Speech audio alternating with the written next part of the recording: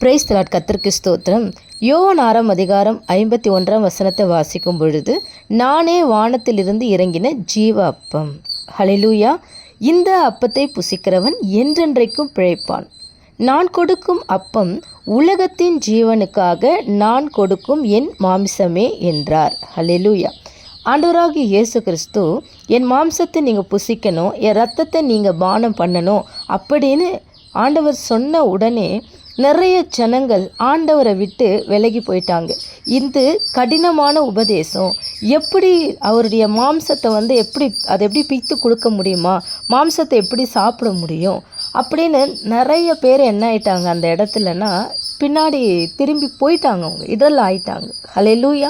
இப்போவும் இந்த வசனத்தை வாசிக்கும் பொழுது ஒரு சில பேர் மாம்சத்தை எப்படி புசிக்கிறது, மாம்சத்தை புசிக்கிறது அப்படின்னா திருவிருந்து எடுக்கிறது, அப்போ திருவிருந்து தர்றது தான் மாம்சம், அது அந்த திராட்சை ரசம் தான் நமக்கு கிடைக்கிற அவருடைய ரத்தம் அப்படின்னு நம்ம நினைக்கிறோம். ஸ்தோத்திரம், கர்த்தருக்கு ஸ்தோத்திரம். ஆனால் அதை காட்டிலும் மாம்சம் அப்படிங்கிறது, அவர் வார்த்தையானவர், வார்த்தை தான் மாம்சம், அந்த வார்த்தை மாம்சமாகி. ஹல்லேலூயா. அப்போது இயேசு கிறிஸ்துவானவருடைய மாம்சம் அப்படின்னா ஆண்டவருடைய வார்த்தை அப்படிங்கிறது அர்த்தம். ஹல்லேலூயா. அப்போது ஜீவ அப்பம் நானே அப்படின்னு இயேசு கிறிஸ்து சொல்கிறார். அப்படின்னா ஜீவன் அப்படின்னா உயிருள்ள, அப்பம் ஆகாரம், நானே இயேசு கிறிஸ்து. ஹல்லேலூயா. இப்போ இயேசு கிறிஸ்து என்ன சொல்கிறாரு? ஜீவ அப்பம் நானே, உயிருள்ள ஆகாரம் நானே. அப்போது வார்த்தையினாலே தான் பிழைக்க முடியும். மனுஷனுக்கு ஆத்துமா பிழைக்கணும்னா தேவனுடைய வார்த்தை வேண்டும். ஒரு சில பேர், நான் இந்த மாதத்தில் இந்த முதலாம் நாளில் இல்லை இரண்டாவது வாரத்தில் முதல் வாரத்தில் திருவிருந்து கொடுப்பாங்க, அந்த திருவிருந்து போய் நான் எடுத்துகிட்டு வந்துடுவேன், ஆண்டவருடைய மாம்சத்தை ரத்தத்தை நான் பானம் பண்ணுவேன் அப்படின்னு சொல்லி மாதத்தில் ஒரு நாள் ஏதோ ஒரு கடமைக்காக சடங்காக அந்த காரியத்தை அவங்க எடுக்கிறாங்க, சம்பிரதாயமாக அந்த காரியத்தை அவர்கள் எடுக்கிறார்கள். அப்படின்னா அல்லேலூயா, அது அவர்களுடைய வாழ்க்கையில் அவங்களுடைய ஜீவனுள்ள ஆத்துமாவுக்குள்ளே அது என்ன ஆகாது அப்படின்னா கிரியை செய்ய முடியாது. ஹல்லேலூயா. அப்போது அப்பம் அப்படின்னு எதை குறிக்கிறது என்றால் வார்த்தையை குறிக்கிறது. ஜீவ அப்பம்னா ஜீவனுள்ள வார்த்தையை குறிக்கிறது. அப்போ ஜீவனுள்ள வார்த்தை என்ன பண்ணணும், நம்ம சாப்பிடணும். ஒவ்வொரு நாளும் ஆகாரமாக இதை நம்ம எடுத்துக்கணும். யோவான் 1:1 அந்த வார்த்தை தேவனாக இருந்தது. வார்த்தையான தேவன் என்ன பண்ணுறாரு அப்படின்னா மாம்சமாய் நம்மக்கிட்ட வந்திருக்கிறாரு. ஹல்லேலூயா. அவர் அந்த மாம்சத்தை புசிக்கிறது அப்படின்னு சொல்லியிருக்கிறாரு. அப்படின்னா வார்த்தையை நம்ம என்ன பண்ணணும், புசிக்கணும். அப்போ வார்த்தையை எப்படி சாப்பிட முடியும்? நமக்கு பிடிச்ச ஆகாரத்தை நம்ம எப்படி சாப்பிடுவோம்? தட்டில் வச்சு சாப்பிடுவோம், நமக்கு சமைச்சு சாப்பிடுவோம், இல்லை ஹோட்டல் போய் சாப்பிடுவோம். அப்போ நமக்கு டேஸ்ட்டாக என்ன இருக்குதோ அதை எப்படி சாப்பிடுவோம், நமக்கு விருப்பமானதெல்லாம் நம்ம தேர்ந்தெடுத்து என்ன பண்ணுறோம், நம்ம சாப்பிட்டுக்குவோம். ஆனால் அதில் இப்போ நிறைய பேர் சொல்கிறாங்க இல்லையா, வெளி உணவு அதெல்லாம் சாப்பிடாதீங்க, ஃபாஸ்ட்டு ஃபுட்டு சாப்பிடாதீங்க, அதுதான் இந்த துரித உணவுகள், ஃப்ரைட் ரைஸு, அப்புறம் இந்த பொரித்தது வறுத்தது, அதிக ஸ்வீட்டு, அது இதுன்னு என்னென்னமோ சொல்லி இதை சாப்பிடாதீங்கன்னு சொல்லும்போது கூட நம்ம என்ன பண்ணுறோம், நம்மளுடைய அந்த நாக்கு கேட்குதா அப்படின்னா, இல்லை இது எனக்கு பிடிச்சிருக்கு, இது டேஸ்ட்டாக இருக்குதுன்னு சொல்லி நம்ம சாப்பிடுவோம். ஆனால் சாப்பிட்டு முடித்த பிறகு அது அந்த வயிற்றில் என்ன ஆகிடுது, ஒரு ஜீரணம் ஆகாத சூழ்நிலை, வயிறு வலிக்கிறது, ஒரு வாமிட்டு, ஏதாவது ஒரு ஃபுட் பாய்சன், அந்த மாதிரி ஒரு பிரச்சனைகள்லாம் சரீரத்திலேயே வருது. ஹல்லேலூயா.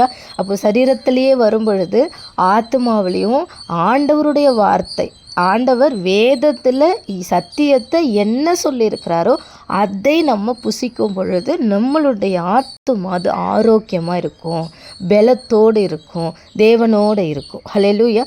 அப்போது இந்த ஆகாரத்தை, சரீர பிரகாரமான ஆகாரத்தை எப்படி நம்ம வாயில் புசிக்கிறோமோ, நாக்கு எப்படி ருசி பார்க்கிறதோ அதே போல தான் யோபு 12 அதிகாரம் 11 வசனம். மறுபடியும் சொல்கிறேன், யோபு 12:11 வாயானது போஜனத்தை ருசி பார்க்கிறது போல செவியானது வார்த்தைகளை சோதித்து பார்க்கிறது அல்லவா. இப்போ வாய் எப்படி போஜனத்தை, சாப்பாடை ருசி பார்க்குதோ அதே போல் செவி என்ன பண்ணணும், வார்த்தைகளை சோதித்து பார்க்கணுமா. ஆமென். ஹல்லேலூயா.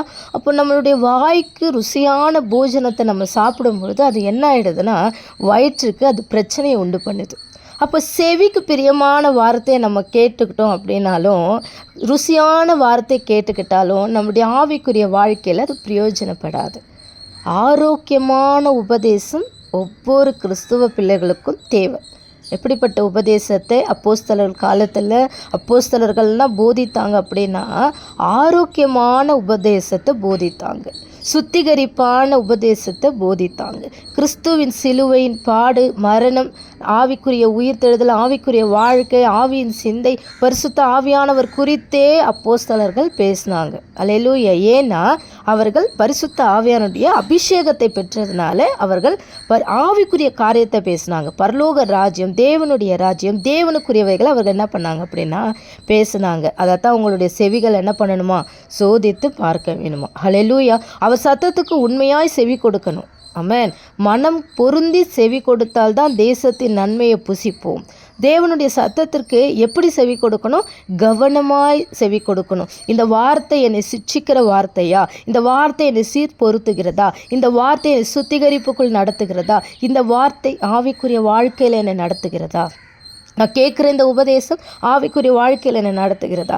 தேவனிடத்தில் என்னை கொண்டு போகிறதா? இல்லை இந்த உலக பிரகாரமானது காரியமாக இருக்கிறதா? ஹல்லேலூயா. அதனால தான் சோதித்து பார்க்கணும். ஹல்லேலூயா. தேவனுடைய சத்தத்தை கேட்கிற ஜனங்கள், பிள்ளைகள் பாக்கியவான்கள்.